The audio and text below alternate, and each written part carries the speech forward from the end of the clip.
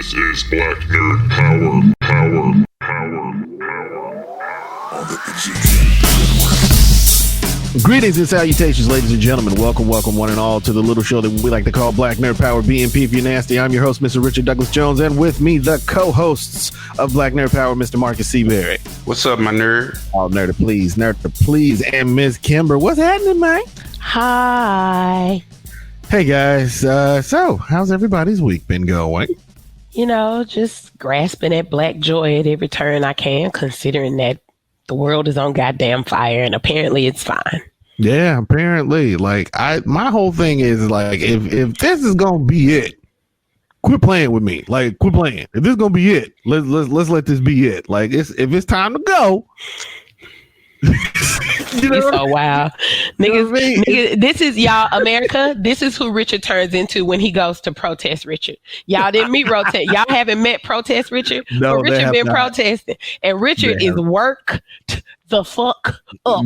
I don't think they know. They don't. I know. This nigga is in a light-skinned rage. Okay, he frothing. Tragic mulatto. That nigga is like a boiled latte right now. He is not happy. not fun. Mr. Seaberry, what about you, man? How's your man, it's kind of been an up and down week, man. It's like I buried my biological father in the midst of all this pandemic and civil unrest. Yeah. But then yesterday was my birthday, you know. I am Gemini, super fly guy. You know what I'm saying? Bought a few action figures.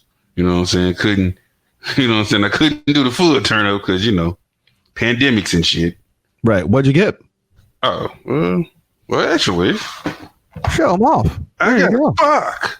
Oh, a Spock. That's what my lovely wife, Nicola Odell Seaberry, got me. That is not just Spock. That is Spock in his formal dress uniform. Yeah, see, like, you know, Migo was the shit when I was a youngin', and they, you know, I bought several of them Mr. Spocks because I kept breaking them. Or my parents bought them because I kept breaking them.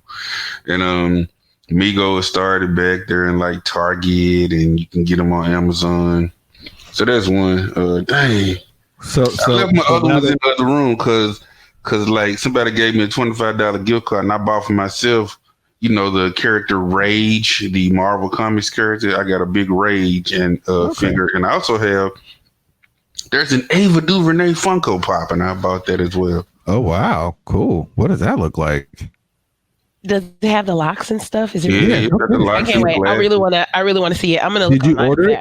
Did you buy it now? Or it's like on the way? No, I bought them. I just messed up and left them in the other room. I'm sorry. Go get it. Okay, sorry. Okay, all right. Thank you. All right, so you disappeared, and we'll come back to Miss Kimber. What about you? How have you been doing? You know, I'm fine. I am. I do what I can and cope the way I can. You know, but what I did last night, because there was actually a protest around the corner from my house. Yeah. But that's the second one. Typically, they haven't been, just based on where I live. They don't typically be that far away from my house. Yeah. But yesterday, there was a protest outside. And my husband, at first, he wanted to go.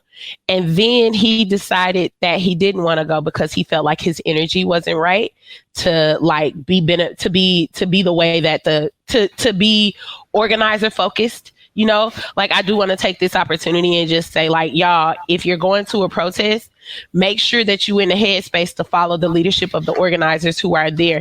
This is not me policing y'all. This is not me talking about respectability. I'm just saying, if you down with the cause, then make sure you head to where those organizers' leaders are and look at what they're doing to make sure that you actually cool with it and you can feel good about what you're doing.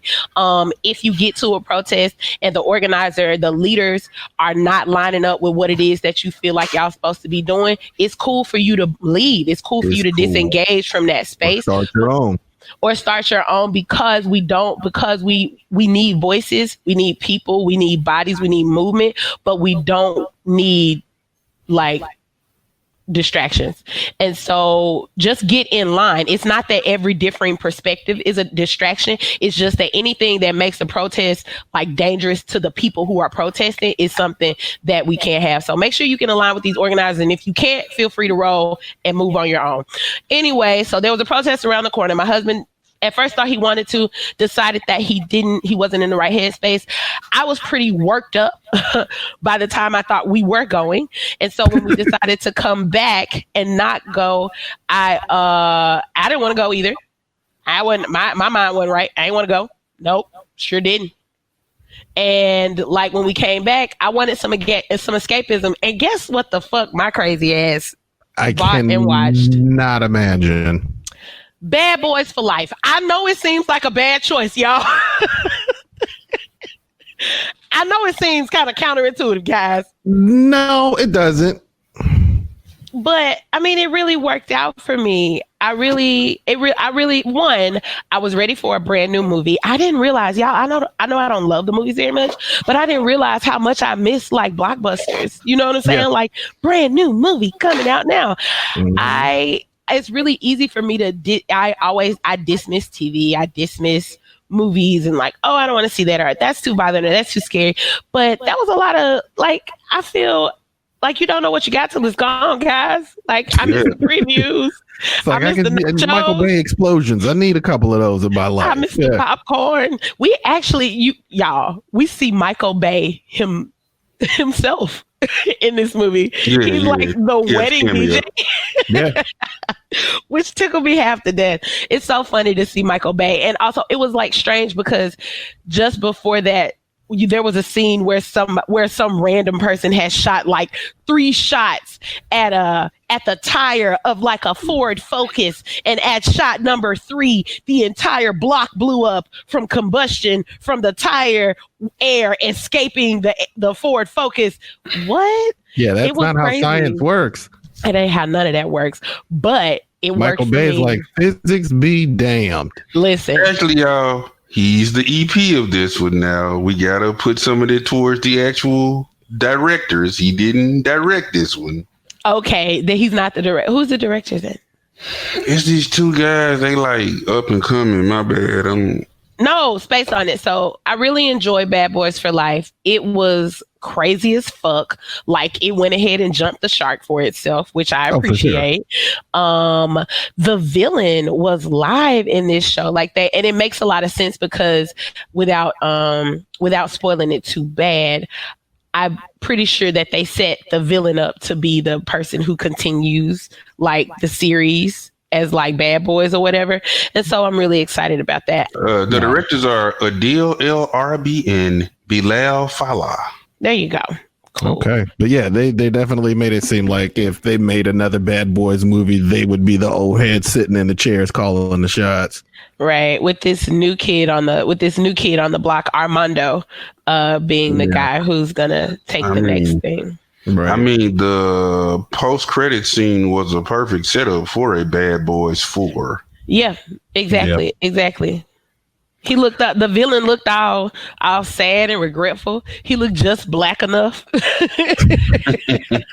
He was like, he is just black enough. He's got that. If we let it grow out, his hair's probably curly. It's fine. Yeah.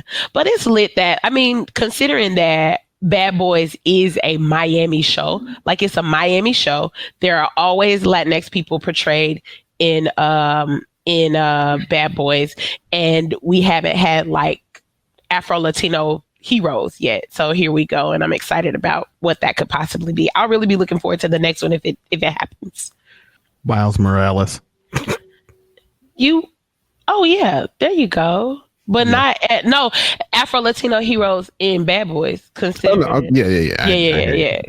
No, the reason that I laughed is because I've had that's a conversation that I've had with a lot of Black people lately. Is that is, you know, the back and forth swing of our lives right now, and people are forgetting about that back swing. Like people have gotten to the point where everybody's so riled up, and people are forgetting to take time for self, and they're forgetting about escapism. I personally appreciate you taking time to listen to Black Nerd Power as part of that escape.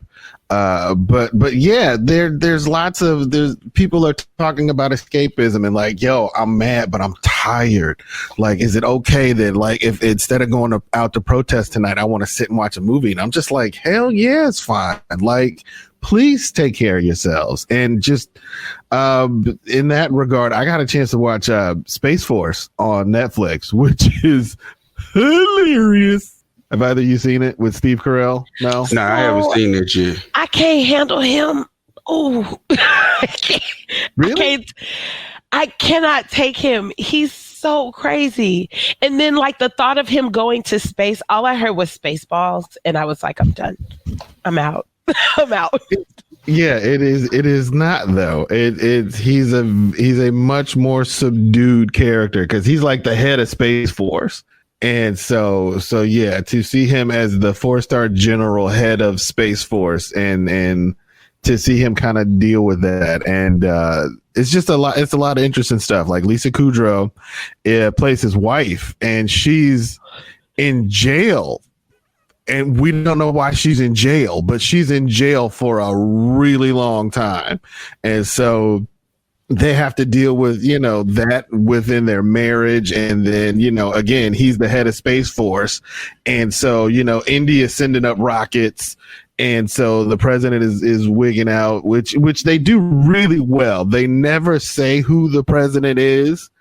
And like, there are no pictures of Trump. There's never any kind the highest we get in the government hierarchy is the Secretary of State. That's the highest person we see. And but yeah, Space Force it was a lot of fun. It was 10 episodes. I got a chance to binge that. And that has sort of been my little piece of escapism this week. But yeah, other than that, like Kimber said, the brother's been protesting. Yeah. Yeah. Lots of protesting, lots of feelings, lots of anger, lots of sadness, lots of just, I don't know. It's a lot. It's just what they say on The Color Purple. You know what it feel like to want to sing and can't. For me, is to feel like I want to scream and can't. Like, or even if I do, what's the point? You know what I mean? At least get it out of you, man. I mean, always. I'm back in the gym, so that definitely helps. But yeah, like there's some moments where I'm like, I'm fine. And then there's some moments I'm just like, what the fuck is going on? It just kind of goes back and forth. Seaberry, where are your toys? I wanted to see those. All right, first here is the Rage figure. I love his helmet. So this is a wrestler, am I right? No. This is a Marvel Comics character, and he's a Marvel Comics character with the BDSM leather helmet on. I did not know that. It's not a helmet, though. I wish he's supposed to be a man. America, I wish you could see how big Marcus' eyes got. Like, because A, it's supposed to be a mask, and B, like, he was made in the 90s, so he's supposed to be like a tough guy. So he's one of those big Layfield-esque. Yeah. He muscles and pockets and he was on the Avengers. Then he helped the New Warriors steal a Quinjet, so they kicked him out. Then he joined the New Warriors. And he should be in the upcoming miniseries coming out. But which one?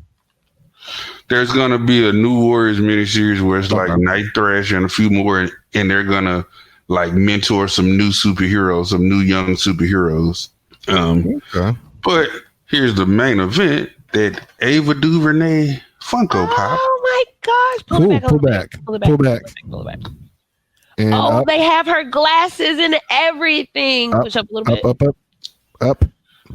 There we go. I love it. So I wondered about the glasses. I really love her hair. You can see the texture of her dreadlocks. For anybody who cares about that, I cared.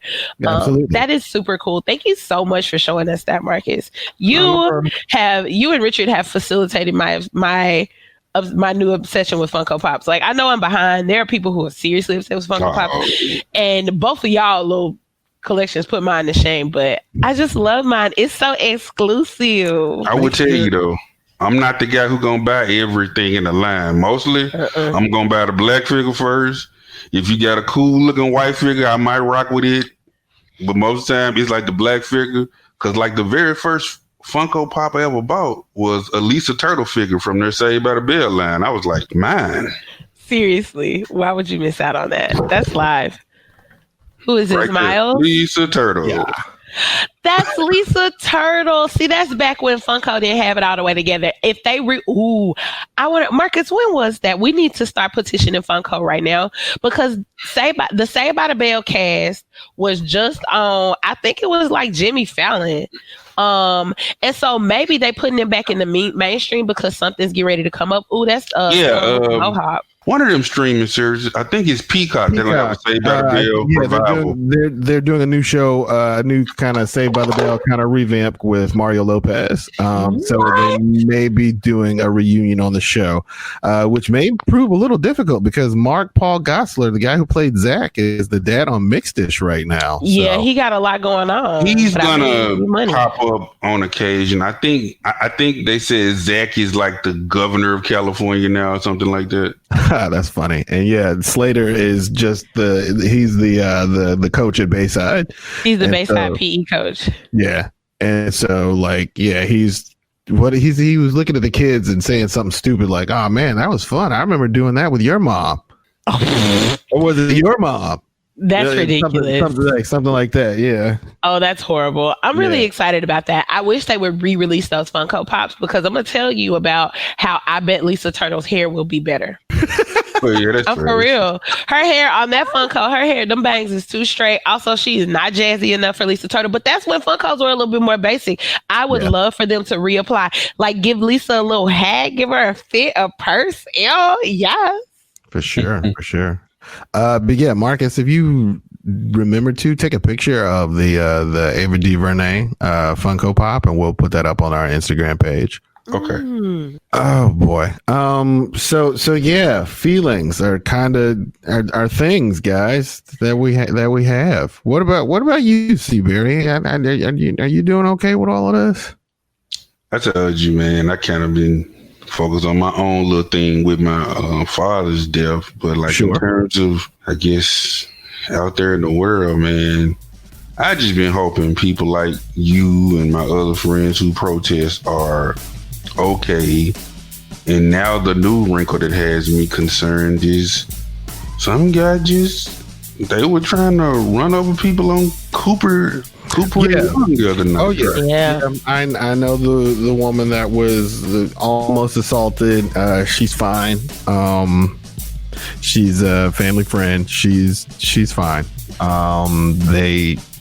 They got the guy's face. They put out his plate number. This is Black Nerd Power. R&R on Sports. 1968 Olympian Dr. John Carlos. Oh man, it's an honor. They need to pick up their radio and tune you guys in. There you go. It's R&R on Sports. Keeping it real, right, and funky. Mauricio Caldwell, who happens to be the executive director of Latino Memphis. Welcome to Funky Politics, sir. How are you? Great. Thank you. You're having as much trouble saying my name as I do saying KUDZUKIAN, so we're even. Hey, look, I'm good on that. Reasonable people understand that a country is more than its leader. I mean, I love my home country, but I think people in Memphis need to count their blessings. Funky Politics on the KUDZUKIAN Network. Black Nerd Power. And we're back. Black Nerd Power, KUDZUKIAN Network. Do we have any RIPs, Mr. Seaberry, that we want to? And I didn't come across any. I'm sorry. No, it's all good. It's all good. We can totally skip it. That's the whole point of having the segment. Sometimes we can skip them, and the other ones will more than make up for it. Speaking of which, we can get into a little bit of tech talk. The intersectionality of protesting, because it's still a pandemic going on outside, and that wash your hands, wear your mask. That man, When I tell you, if you've ever seen a picture of me without a mask at a protest, please understand that there's a 6-foot radius around me.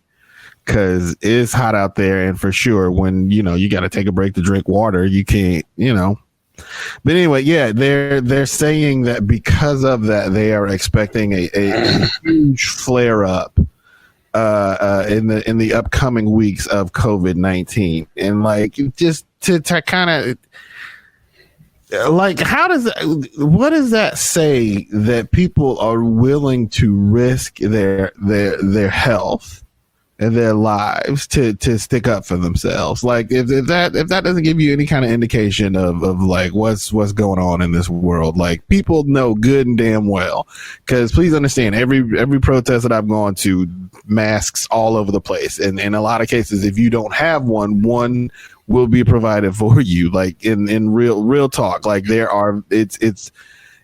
getting there because it's a new generation of people that have never been to protests, so the people that are organizing are now doing a better job of actually organizing, instead of just saying, all right, this is the time, this is the place, everybody show up. Like they're now designated people for like medics, and the medics have water and masks, and they're collecting money to anyway. I'm all over the place. I'm like Kimber said at the beginning, I'm in protest mode, and protest mode me is just waiting for the signal to burn it all down, if I'm being honest. But I mean, they want to get back to what you were saying though about what we know to be true about the fact that because there are so many mass gatherings, we do expect that there's going to be in the coming weeks, because because of what we know about COVID's incubation time.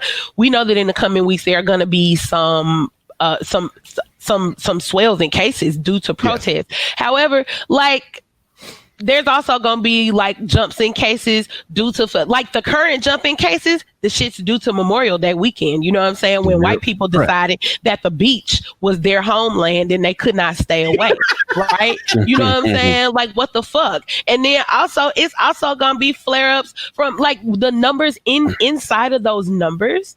In those numbers that flare up in a few weeks are also going to be scores and scores and scores of people who contracted COVID, fucking socializing and doing bullshit they shouldn't be doing. White people with money that it takes to rent out venues and make niggas have to go to work during COVID and serve white people hors d'oeuvres while they drink and laugh and hack all over the place and smoke cigars. All over the place, don't wash their hands, want to touch everything and every goddamn body. People in private service, people in the service industry are at freaking risk right now, bro. And it is not because of people who are protesting, though we know that contributes to numbers, but there's more to talk about than people outside risking their lives because their lives are already at risk. We know that. Yeah, there are people who have basically been told, regardless of how you feel about the safety conditions, either come to work or you're fired. Right. Like at this point, people that have been doing their thing because of unemployment, their employers are now telling them, yeah, you're basically at this point refusing to work. So you mean to tell me that same nigga that got that message can't decide that they got enough fight for they right at the end of the day? Please. Absolutely. Because and that was the thing that really kind of got to me about the quarantine as well, because I personally have not stopped working, but in a lot of cases I have the option to work from home. For those of you that don't know about the city of Memphis is known for its distribution. Any and everybody in Memphis who is considered a quote unquote unskilled worker can go get a warehouse job. And in those jobs throughout this entire time, they've worked. Every person, and usually they're people of color. We've got a couple of different places here in town, in particular Nike and FedEx. Those are two of the biggest companies that employ here in the city of Memphis. And in both instances, they have not stopped working. And it took about, I believe at Nike was what I heard. It took Nike after the shutdown. It took them about 2 weeks to finally say, okay, we will provide masks for everyone. Now with a lot, well, it is crazy, and then now with most factory jobs, they have protocols in place. They're all relatively similar. There's a screening process. You come in, you sanitize your hands, they check your temperature. If you got a temperature over 101, you're gone, and they give you a mask if you don't have your own. But like all of that's in place now. But it took the workers finally saying like, "Yo, you can't tell me not to keep coming to work, and it's not safe. Like you're like this job ain't worth dying for." So yeah, that was Tech Talk. Mr. Seabury, what's going on in the comic book corner? All right, let's see. This week I got Hellfighter Quinn #1. This is by indie company Mad Cave. Written by Jay Sandlin. Marcus, I'm sorry. Call on me right quick. I've been watching Birds of Prey a lot, and I got a motherfucking question. Where this bitch come from? Did she fall in a vat? Harley Quinn. Did she fall in a vat of chemicals? Or did she just go crazy? And they put the chemicals in there. Like, well, here's what I'm worried happened. What I'm worried is that they introduced Harley Quinn on some real, like, chauvinist type bullshit fantasy stuff. And then they added the chemical shit in later to, like, justify it. But I can't, and I'm not attacking anybody about this because Birds of Prey is. You're kind of right. Harley Quinn did not exist in the comic books. Harley Quinn is one of the first comic book characters to exist in the cartoon first. Oh. And then they put her in the comic book character. Harley Quinn existed in first. Her first appearance is the old Batman the animated series, like from the 90s. Yeah, the one that used to come out on Saturday mornings, the one that people are like, "Ooh, it's the greatest Batman cartoon ever," and they're not wrong. That's where Harley Quinn came from. Harley Quinn doesn't appear in the comics. Seabury, check my math. She doesn't appear until like 3 years out in the comics, and like 3 years on the show, right? Yeah. Okay, that helps me. Once they put her in the comics, then they kind of shape her backstory a little bit better. On the cartoon, we know she used to be a doctor in Arkham who fell for the Joker. Right. It's not until they get into the comics that they introduce the chemicals and all the other stuff. Because here's the thing. What the fuck did the chemicals do? Like, you don't seem like she nothing but kind of crazy. You know what I'm saying? It's basically the same chemicals that supposedly made the Joker. Oh. And so she is whatever powers that the Joker has, and whatever powers he has depends on who's writing them.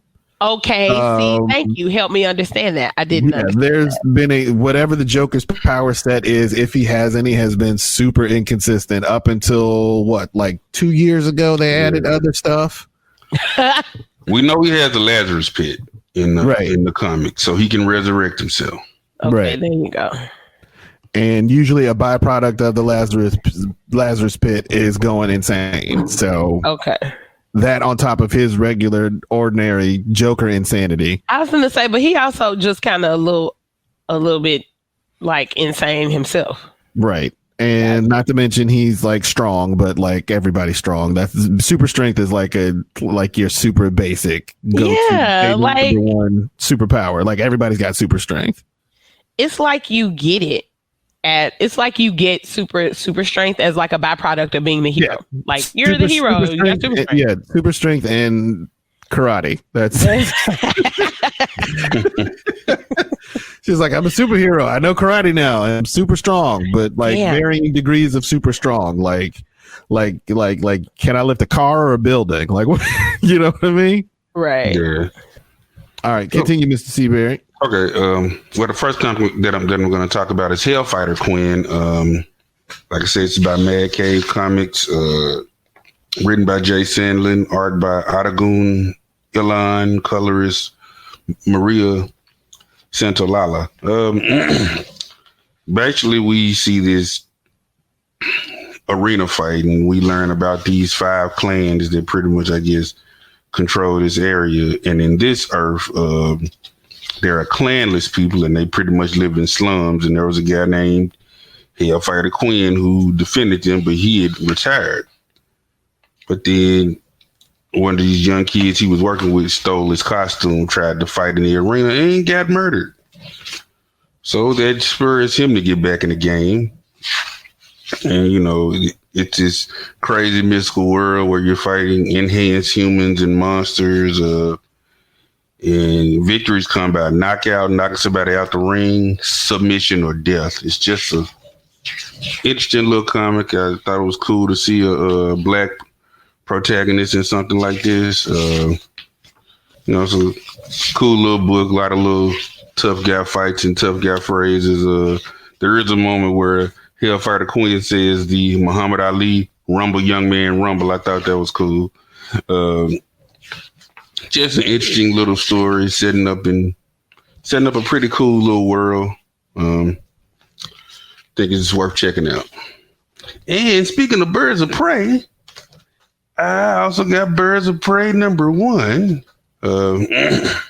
This is written by Brian Azzarello, art by Emanuela Lupacchino, and colors by Trish Mulvihill with John Cleese. Basically, in this story, Harley Quinn she's done her time in Suicide Squad. She's being released to the world, and she's trying to be a good guy now. She winds up teaming with Black Canary. Sadly for your movie fans, this is the old standard white Black Canary, not the Journey Smiley character from the movie. Huntress and Detective Montoya, and they have to deal with the threat of the Joker's goons trying to kind of bring Harley back for the Joker. Can I stop you for just a second? The Renee Montoya character, is this pre or post Question? Because at some point in the DC universe, Detective Renee Montoya takes on the mantle of the vigilante, the Question. The Question? Yeah, Was she like the girl Batman? It's not. It's another Batman guy type detective person. His whole shtick is he doesn't have a face. Like, it's just his face looks like a blank piece of flesh. Boy, gosh. Yeah, and he wears a fedora and like a suit. Fedora and trench coat and all that whole Yeah. I'm not sure how the whole Montoya's Question stuff really fits in DC Comics, like New 52 going forward. Okay. I will assume post maybe. But they also get help from Steve Trevor. Like I said, they're trying to keep Harley from the Joker goons because they want to bring her back to the Joker. And, you know, Harley's not with that now. She like F him and F the patriarchy. And there's this group of bad guys that are dressed in like Day of the Dead type makeup, and they just going around killing folks and beheading folks. It's a pretty fun little read. Okay. What else? The big story. Man. We got to talk about a little news, man. DC Comics has said no to Diamond Comic Distribution. They like, we didn't like the way you handled things during that pandemic there, buddy. What do you mean? Say more. What? Okay, Diamond kind of shut down everything during the pandemic. Diamond Comics pretty much distributes pretty much all the comics in North America. Mm-hmm. And they had Marvel and DC, the big two.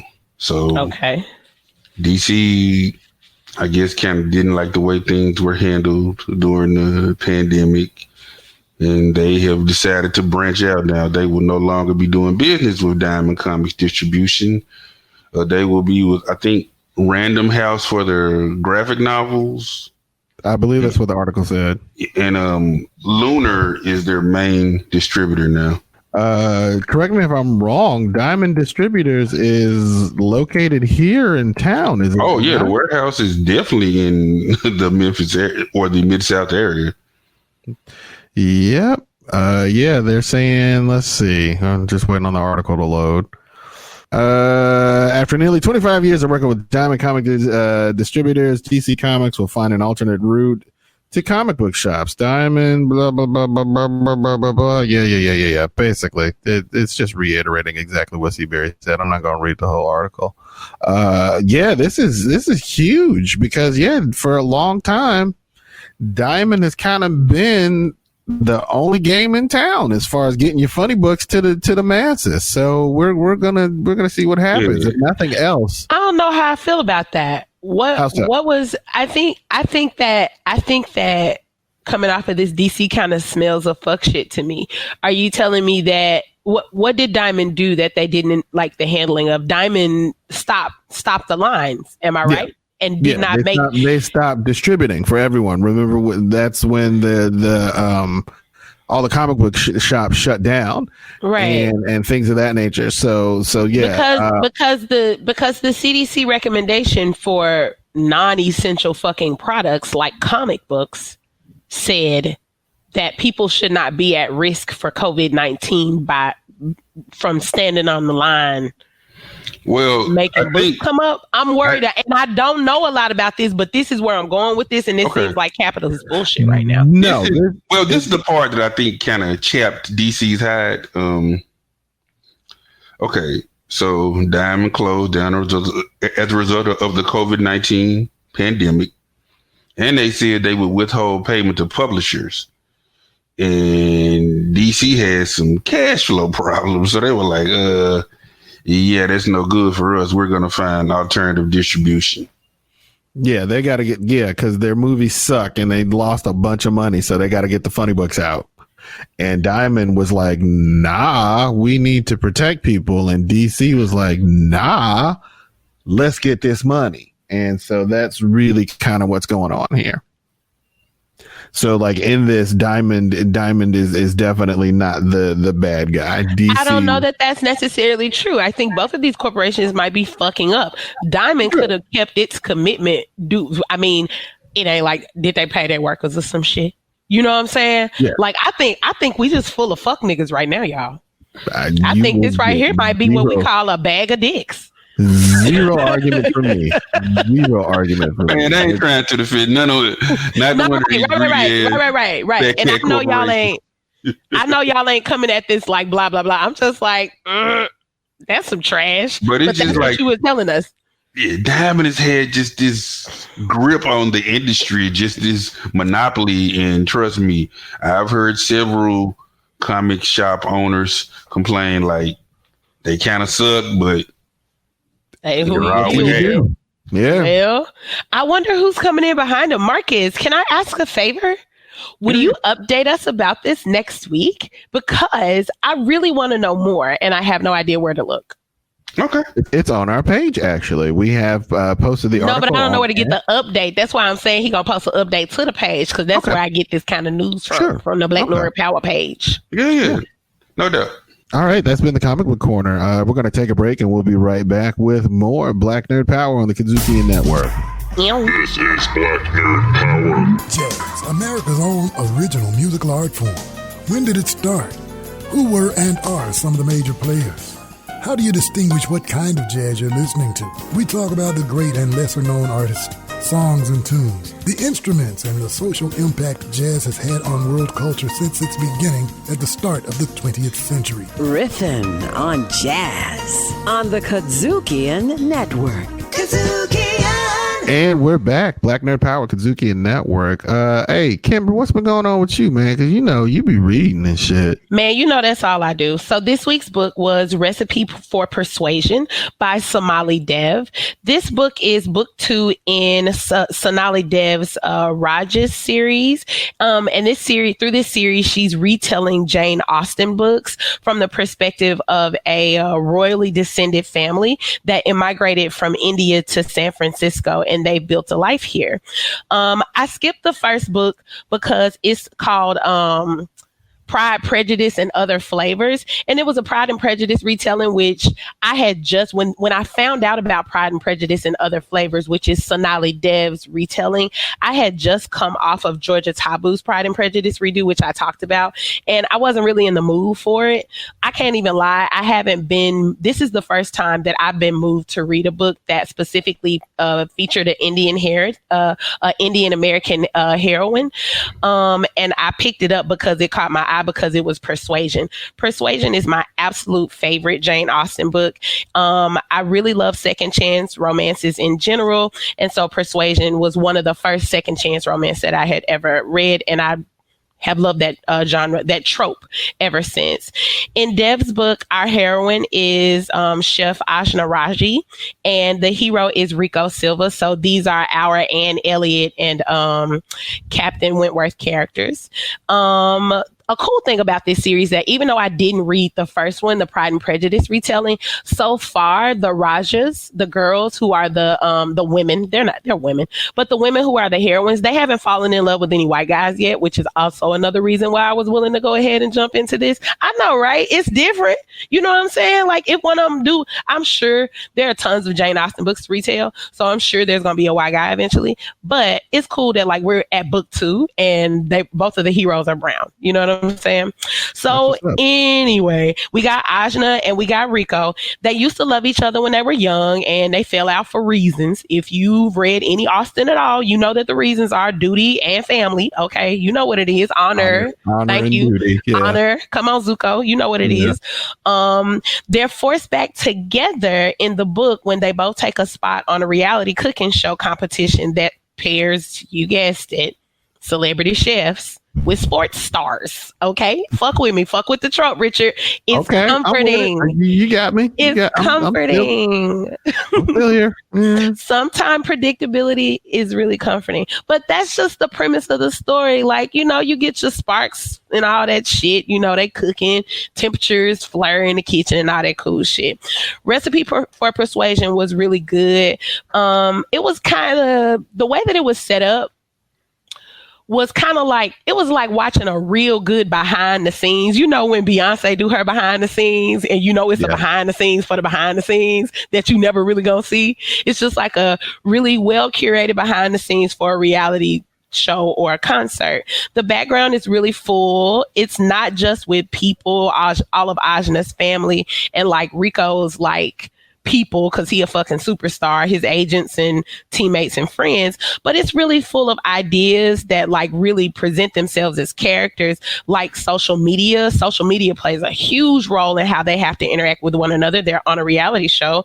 Food, because it's about food, and like Indian culture has a really huge food history that really comes to the fore, a food culture, in America that comes to the fore in this book in a way that I found really accessible. And also like, again, that idea that really stays present in all of Austen's books, but is present in these books in a different way because of the context, which is just social responsibility and your responsibility to your family and how your responsibility to your family and your responsibility to yourself, even in America, where we make those things often be at odds with each other, are not always very different, right? And so I really appreciated this book. I'm really grateful when women are presented with novels that don't ask them to break parts of themselves off to, you know, fit into the happy ending. And I really enjoyed this one. Because it did just that. It also gave me a new way to access Austen, because lately I've been really struggling with her because, I mean, it was because of the time that it was. Persuasion begins and fucking ends with colonialism and war. You know what I'm saying? Yeah. And so it's really good to be able to access a story that I love in a way that gets me away from some of those things that I know were a part of that life back then that are just like repugnant. I don't want to deal with that. You know, can I back up for just a second? Was there anything just in the books surrounding Indian cultures, anything about that culture that you found really interesting or just kind of stood out to you? So not really. The way that Sonali Dev brought Indian culture to the fore is the way that I feel like the best the writers that I enjoy, who write from the Black experience the best, just in the everydayness of people's lives, the regularness in which they live, and also like at the risk of like, in a way that only I feel like POC in America can, POC in like colonized places can understand. You see the richness of her culture coming through in how regular everything is that her characters do, but how normal the ways in which their Indianness and their Americanness just like mingle all over one another, right? Okay. And from Rico's perspective, he's not necessarily Indian American, so you know what I mean. It's not really heavy-handed, and a lot of times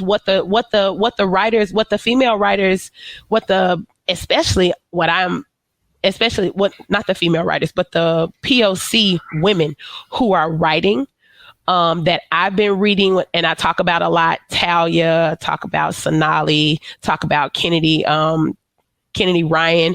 They're not writing Blackness onto the page. They just writing Black life, and there we are. It's not like reading Easy Rollins, where you'll see all these artifacts, all these brands, and all these particular pieces, and these like kind of harsh descriptions of what these things are used for. There's a machete used to swing and cut down the cane, but now we just we use it for niggas when they hit the dough with the wrong coat. You know what I'm saying? The narrative part, that's what I love the most about Walter Mosley. But yeah, right. I see what you mean. Yeah, the narratives are incredibly beautiful and they're rich, but it's important in the context of romance that these women are allowed to just exist in whatever like full identity and personness that they have, and the desirability of their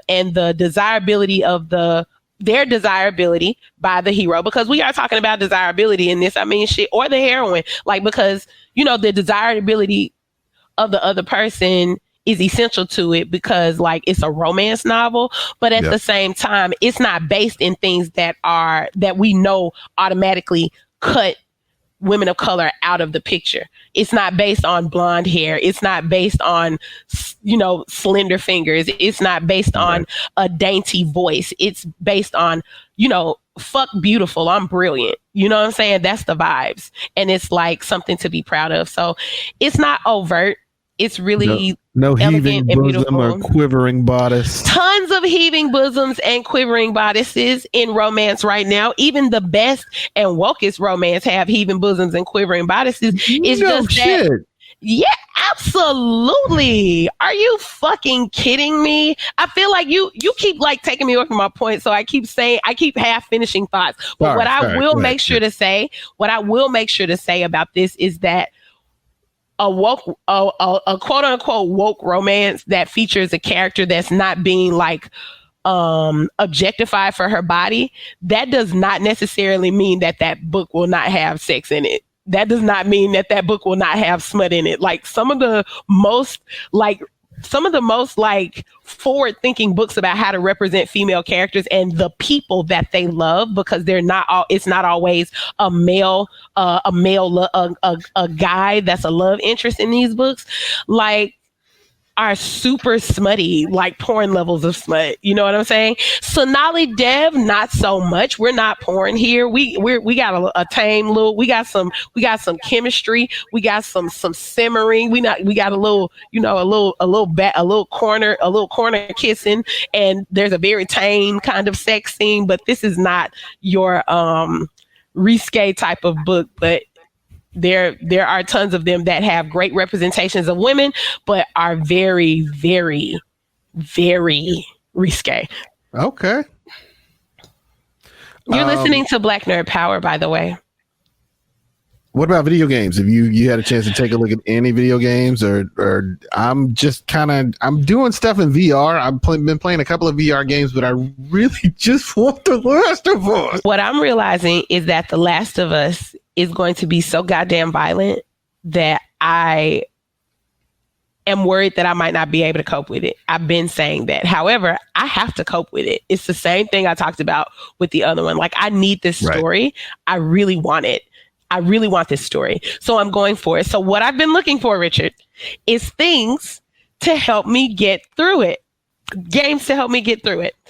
The most like candy floss, fluffy ass game that I have ever played other than Journey is not candy floss. Journey is a beautiful journey through your soul where your friends come and help you in your time of need. You guys, if you haven't played Journey on the PS, please play it. It's a soothing and wonderful experience. It's only about, I don't know, it takes a few hours, but you can play it in one sitting and you'll play it over and over again. So that's Journey, but that's a soothing kind of thing. The most like candy floss, like I'm on my period and want to feel better kind of game that I've ever played is Dream Daddy. And I talked about Dream Daddy. That was that dating simulator where you're a dad who moves to a town with your daughter. She's a teenager headed to college next year. And you meet other dads who have kids, and some of them don't have kids, but you have all these other dads in your town that you get to decide if you want to date them. And it's really cute because you get to make your dad up and your dad be all cute or whatever. My dad had dreads. His name was Kit, but he also used he, her, and she. He used he, him, and she, her pronouns. And so it depended on a lot of things. So anyway, Dream Daddy was amazing because it was a dating simulator where you just kind of like passively took care of a child. There's a new game coming out.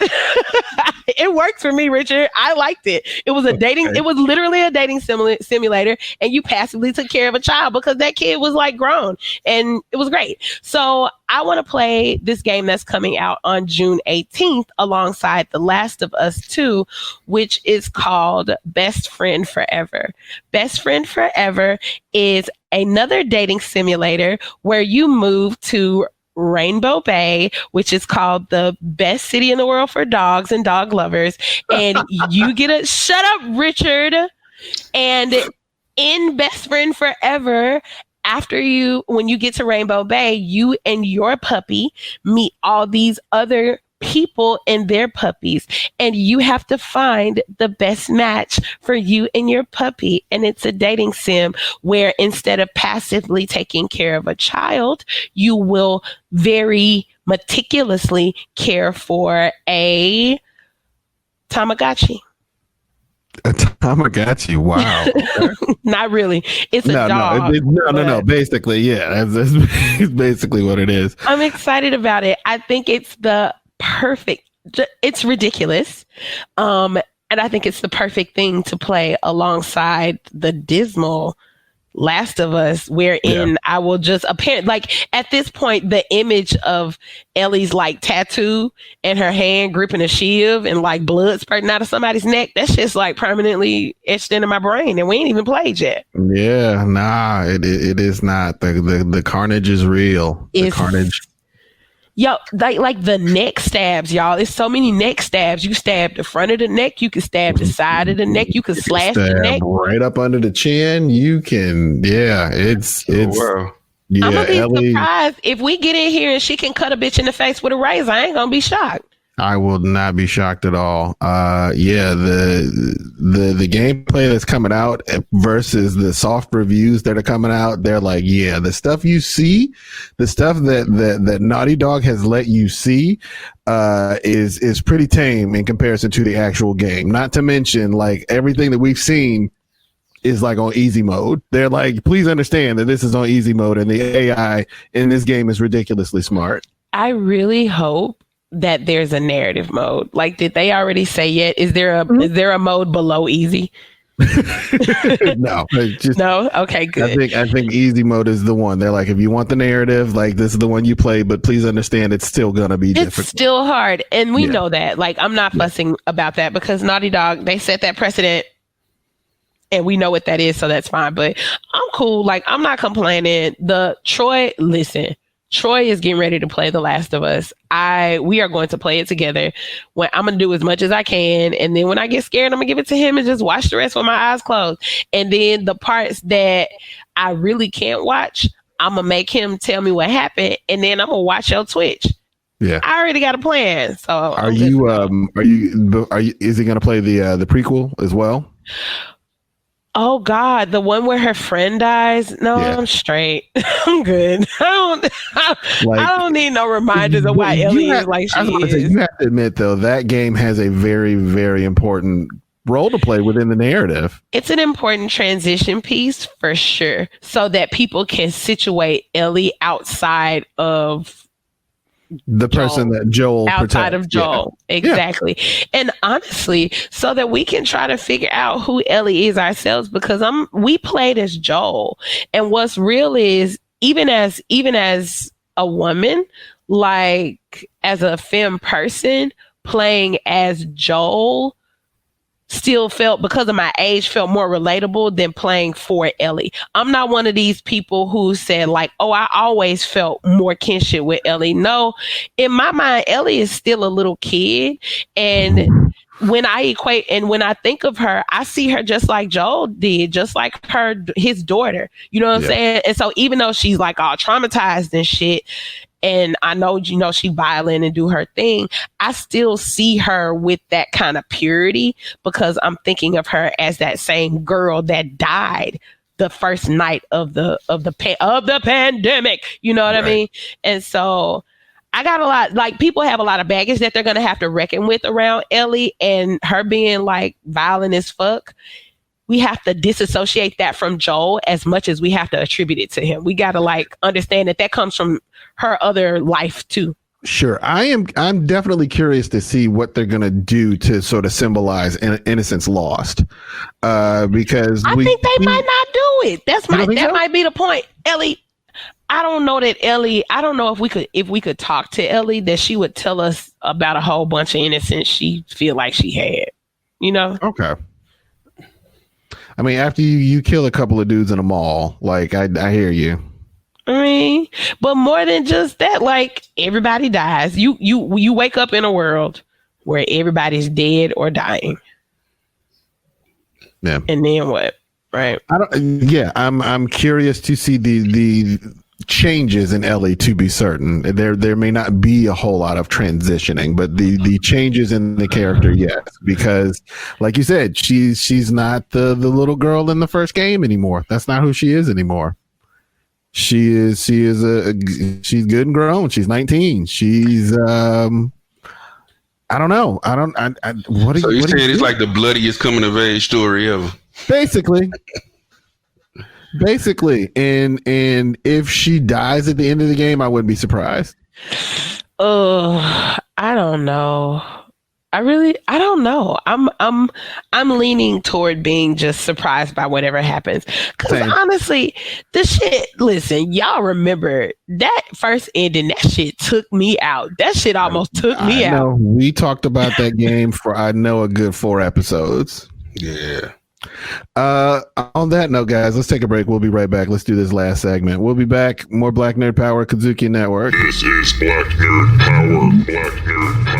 I love games, board games, comics, beautiful things that portray black girls as soft and whimsical and cotton candy flowers. And so that is what I bring to the show, as well as cuss words for these raggedy when they need them. Oh my goodness. Such as this raggedy that we getting ready to introduce you to right now. Oh my This red fox looking, this Oh. bald head, confident talking about Richard Douglas Jones. My goodness, this is the worst intro I've ever had in my life, ladies and gentlemen. Black Nerd Power on the KUDZUKIAN Network. And we're back. Black Nerd Power, KUDZUKIAN Network. This is normally the part of the show where we give out awards, and that segment has been kind of slim pickings lately because we haven't really had people to give awards out to, but then shit happens where you have to give this particular person, not only did they earn a Zelly, they earned, in my opinion, emeritus status. This is one of those people whose ghetto pass is permanently stamped, and I'm, of course, I cannot deal with you with ghetto passes. No, ghetto pass. Yeah, Go ahead. I'm of course referring to DC Mayor Muriel Bowser. For those of you all that don't know, the mayor has painted in very bright, very big, very yellow letters on 16th Street in Washington D.C., leading directly up to the White House. Black Lives Matter. She has not only done that, but the area wherein that it has occurred, she has renamed the street Black Lives Matter Plaza. So yeah, each and every time anyone drives up to see the White House, they are reminded in big, bold ass letters that Black Lives Matter. So to you, oh yes, and again, but I'm curb to curb. We just looked at the picture. It goes from curb to curb. It fills up the entire street, crosswalks, intersections, the whole nine. Now, big and bold, Black Lives Matter. Big and bold, absolutely. Black Lives Matter. Now, just to complicate this narrative a little bit in some ways that I think are important. One, it's not necessarily, and I feel like you're going to agree with this because you when you were out in the street, you were out in the street as a responder to a call to action from organizers, right? So I will not say that there have not been things to celebrate during this time. What I will say is that there have not been as many, and then so one, there are tons of things that tons of people that we could have awarded for their heroism right now for the things that they're doing, and I know that we all agree with that. The second thing is that Black Lives Matter official, like kind of in general, and critics of what Mayor Bowser has done is saying that, like, this is cute, but that's what it is. It's cute, right? So there's that thing that we have to contend with. I think that the reason that both of those points are important to make is that, like, the reason we give it a Zelly here is that, like, y'all, there are not very many things in America that have happened on such a grand stage purely for the sake of Black joy, purely for the sake of tickling me. You know what I'm saying? For the sake of me being happy. Say that. Mayor Bowser took a whole street in front of Bunker Boy's house, in front of the Hate Pumpkins house, y'all. There you go. And she posted Black Lives Matter big as like feet and feet of letters, y'all, just like so many meters of letters, and naming these things and taking and saying to him that, like, look, dog, this my town. Quit fucking with me. This my town. If you want to clown, and there's also just something real delightful about a man acting a fool with a Black woman, and she'd be like, let me show you where I'm coming from. Let me explain to you. It's like when Cottonmouth tried Black Mariah at the end, and she was like, nigga, you don't know how I'll murder you. Right. Yeah. Nigga, don't you ever call me Black Mariah again. Don't do that to me. Don't talk my business like you know my business, because I take you out, dog. I felt This reminds me of I saw a clip of a Black woman. She was on a sports show, and she was talking about the foolishness that New Orleans Saints quarterback Drew Brees. Drew Brees. That's fine. Drew Brees. Drew Brees, because that's what's gonna happen. Them niggas gonna kill him. Drew Brees said, and I hope he get ran over. I hope the NFL continues so that they can run his teeth out his face. But the woman just did this, like, me. But she did this real casual hair flip. Then she started waving her finger and, like, going into her diatribe. And like, I think one of my friends posted it, like, now, you know, when a woman do that move, you finna get told. Like, I mean, like you just got to shut up. Stop playing with Black women. Drew Brees is going to be all sacks. His teammates going to be like, I don't give a fuck if we lose every game, every season. Ain't gonna have no ribs. Still get paid $1 million, nigga. That nigga ribs gonna be oatmeal in his belly. Done. They gonna, and whoever replaces him be like, you got that for Breeze. So yes, no, Muriel Bowser. Let's salute her the best way we know how here on this show, and that is to say, my nigga. We did it, all three of us. That was beautiful. We did it. Yeah, no, I'm not giving Drew Brees shit. Fuck him. Fuck Drew No. Brees. I was just saying, Miss Bowser putting Black Lives Matter there, to me, that's like similar to the black woman I said that was on the little talking head panel. She gave the hair flipping the finger, and then she told the whole damn world exactly what she felt.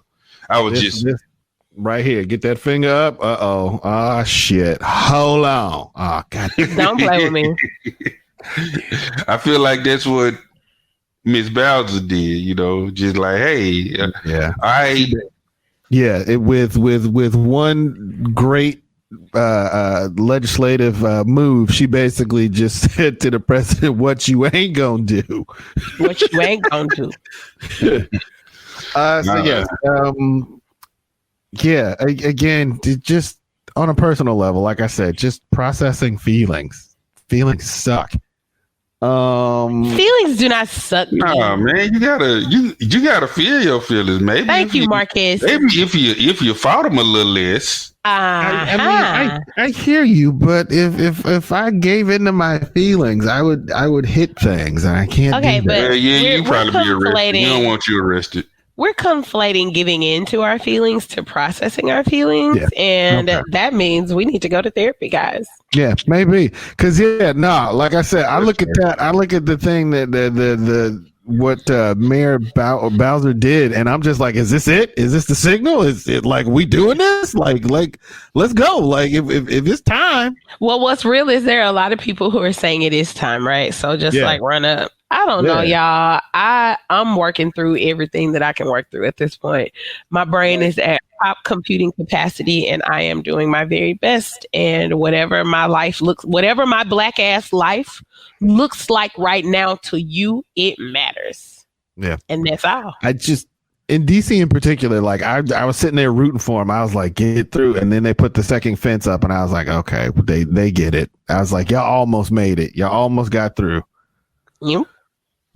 Almost got through. But yeah, all of that to say, ladies and gentlemen, please take care of yourselves. Please take care of yourselves.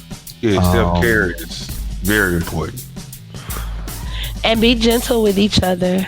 Let's be gentle with each other so that we can be dangerous together. I saw that on the internet and I liked it. I like that. Yeah, I like it too. And I think on that note, we're going to end the show. Black Nerd Power, produced by Richard Douglas Jones and some outspoken introvert. Hosted by Richard Douglas Jones, Marcus Seabury, and Miss Kimber. Music curation, some random dude and his friends and their cousin. What? Say what again? Recorded, produced, and distributed by KUDZUKIAN. KUDZUKIAN.